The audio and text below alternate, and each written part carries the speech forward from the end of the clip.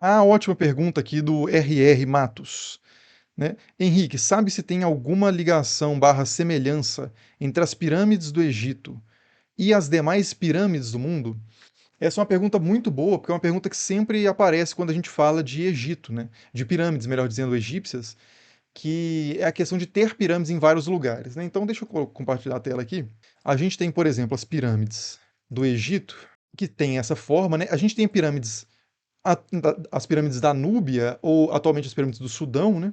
Também chamado de pirâmides do Reino de Kush, que está ao sul ali do Egito, que são as pirâmides menores e mais inclinadas, são mais recentes que as grandes pirâmides do Egito, são bem menores, né? E são mais agudas, tem essa angulação, né? Maior. Onde mais a gente tem pirâmide? A gente tem pirâmide na Mesoamérica, né? Pirâmides do México, por exemplo, pirâmides dos maias e de astecas, pirâmides. Vou colocar aqui astecas. São essas aqui bem famosas também. E tem pirâmides na região da Índia também, né? Tem os zigurates na Mesopotâmia. Deixa eu pegar os zigurates. Zigurates. Que são essas estruturas que têm um formato que tende a pirâmide, né? Uma base mais larga e um topo mais menos largo.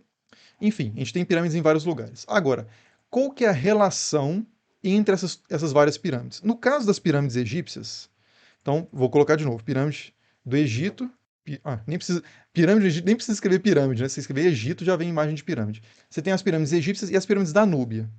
Pirâmides, Núbia. Que são aquelas, né? Essas pirâmides têm uma relação histórica evidente, que elas estão no mesmo território, praticamente no curso do Nilo. Elas são muito próximas geograficamente, e os Cuxitas, né, o reino de Cush, deixa eu escrever aqui, reino de Cush, que está ao sul ali do atual território do Egito, né, está no território principalmente do Sudão atualmente. O reino de Cush, não tem nenhum mapa bacana aqui. Mas enfim, os Cuxitas, né, esse pode ser esse aqui. Os Cuxitas, eles já, em alguns momentos, eles dominaram o Egito, ao norte também, né, o que a gente conhece como Egito tradicionalmente. Então há uma. E os egípcios dominaram a região de Cush também. Então há uma constante troca cultural, a cultura material, assim como intelectual, em termos de mitos, em termos de costumes, em termos de religião, dos povos ali da região do norte do Nilo e do sul do Nilo, elas têm uma continuidade histórica. Então não é difícil explicar por que as pirâmides da Núbia se parecem, né? E que começam a surgir justamente nesse período da dominação cuxita do Egito, porque que elas aparecem nessa região. Agora, a pirâmide do México, as pirâmides do México, são mais difíceis de explicar uma relação histórica, né? Como é que esses povos de lugares tão distantes, né? Vou colocar aqui pirâmides do México, como é que esses povos tão distantes poderiam ter comunicado a ideia de pirâmide um para o outro? Bom, eles não precisam ter de forma alguma, e certamente não comunicaram essa ideia um para o outro. E essa ideia nem foi comunicada para um e para outro a partir de seres superiores.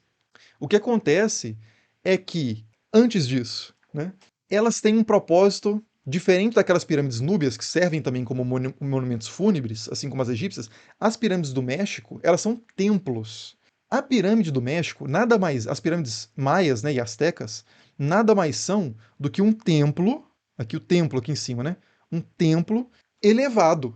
Então você precisa colocar esse templo lá em cima. Como que você vai colocar um templo lá em cima? Como é que você eleva artificialmente um templo? Porque muitas vezes os templos eram construídos no topo de montes. O Monte Olimpo, que não tem um templo em cima, mas que é o arquétipo, né? A imagem mais conhecida dos deuses habitarem os montes, e na Grécia vários montes tinham templos, isso era muito comum. Em várias outras regiões do mundo também é isso, principalmente os deuses uranianos, né, os deuses associados às atividades do céu, têm templos erguidos o mais alto possível. E aí, os templos astecas e maias são isso, são templos que estão lá em cima. Como é que você coloca um templo lá em cima? Você precisa construir uma estrutura embaixo do templo. E qual que é arquitetonicamente a estrutura que faz mais sentido para fazer isso? Uma estrutura com bases largas que vai afunilando. Essa é a forma que você gasta o mínimo possível de material sem abrir mão da estabilidade. Não dá para fazer um cubo gigantesco, vai gastar muito mais material.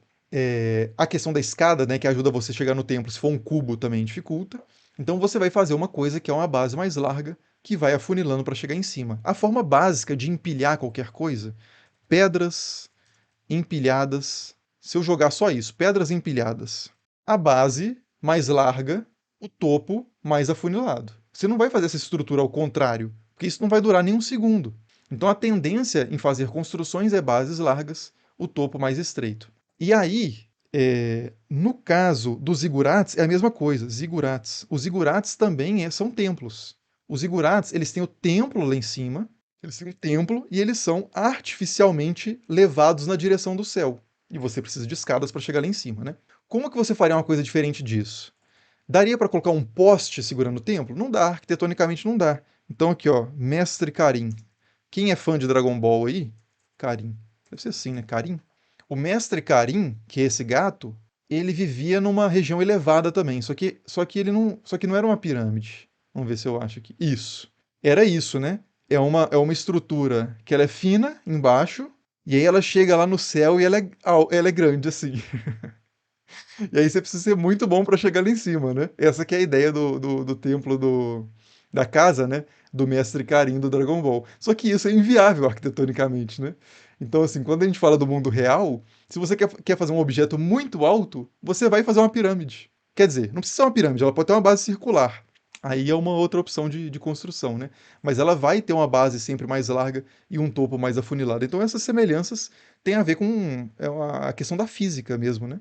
E do fato desses povos terem descoberto de uma forma bastante simples, até os detalhes da construção são complexos, mas o fato do formato piramidal é simples. Você precisa de uma base larga para fazer algo mais afunilado. E você precisa saber qual é o ângulo também melhor para construir isso, né? Eu falei da pirâmide curva, Bent Pyramid. A pirâmide curva, ela era assim, né? Ela começou a ser construída numa certa angulação, e os estudos arqueológicos indicam que rachaduras começaram a aparecer no meio do processo, e aí eles tiveram que inclinar um pouco mais a pirâmide. Eles tiveram que começar a funilar antes, porque se eles continuassem o projeto na angulação inicial, ela ficaria muito alta, né? Muito pesada, o projeto não daria conta de continuar. Então eles angulam a pirâmide no meio da construção, né? Essa é a hipótese majoritária hoje, né? Para entender esse formato, a partir de estudos empíricos. É, é, ela começa numa certa angulação e aí ela reduz a sua ambição, né, em termos de altura e começa a afunilar. Há um comparativo interessante aqui de pirâmides, né? Eu já usei essa imagem num vídeo que eu fiz sobre a pirâmide de Sestio, em Roma, e falando sobre a pirâmide romana, outro lugar que tem pirâmide, Roma, Sestius Pyramid, que é essa pirâmide aqui, depois eu volto naquela imagem, que é uma pirâmide construída na Roma Antiga. É uma pirâmide que é um monumento funerário de um Septemvirum Epulonen, que é um sacerdote romano, e ele construiu uma pirâmide como um monumento funerário. Eu fiz um vídeo sobre isso no canal, depois que procure aí a última pirâmide romana, ou por que os romanos construíram pirâmides, ou os romanos também construíram pirâmides, alguma coisa desse tipo. Que eu falo sobre a pirâmide de Sestio, que é inspirada nas pirâmides núbias que o tal do Sestio visitou. O Sestio ele foi para a Núbia, então ele conhecia esse formato. Então, é uma explicação também que se faz, né, historicamente. Você não precisa, não é uma coincidência, é uma continuidade intelectual, arquitetônica, histórica, humana, né? E aí aqui um comparativo da altura de pirâmides. A mais alta de todas é a pirâmide de Gizé, né, ou de Kelps, que é também de Khufu, né, que é o nome mais egípcio propriamente, do camarada que estava enterrado lá, né, do faraó que mandou construir. E ela tem aqui 138,8 metros de altura. E aí abaixo dela tem outras pirâmides, como a pirâmide de Khafre, né, que também faz parte do complexo lá de Giza, que eu mostrei que é mais, ou de Gizé, ou Gizé, que é mais ao norte, do Egito. Aí você tem uma pirâmide de Las Vegas, né?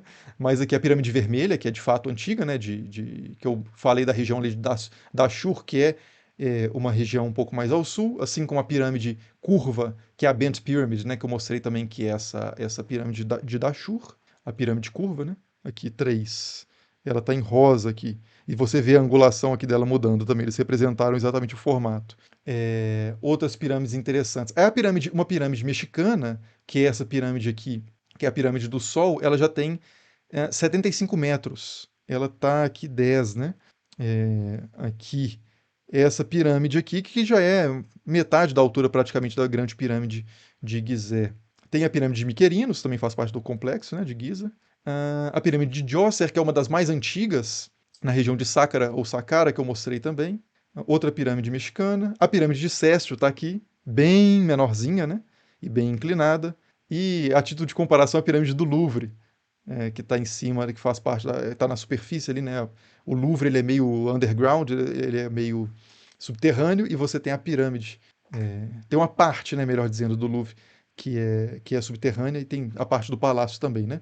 Que cerca ali o complexo do Louvre. Mas enfim, então você tem esse comparativo de pirâmides, e agora pirâmides também aí na Coreia do Norte. Não é uma pirâmide, na verdade, isso aqui é uma construção, né, um hotel. Você tem esse The Shard, que é o que seria o que? O fragmento, né? Em Londres, né? O The Shard, mas eles já são monumentos modernos. E até aproveitando essa questão de monumentos modernos, às vezes as pessoas falam assim: ah, por que que a gente parou de construir pirâmides, né? Será que os egípcios tinham uma tecnologia mais avançada de construção do que a tecnologia atual? Não tinham. A nossa construção, a nossa capacidade de engenharia hoje certamente é superior à capacidade dos egípcios, que estão quase 50 mil anos para trás no tempo. Né? O que se desenvolveu em termos de arquitetura, de conhecimento científico e tecnológico relacionado a construções é absurdo.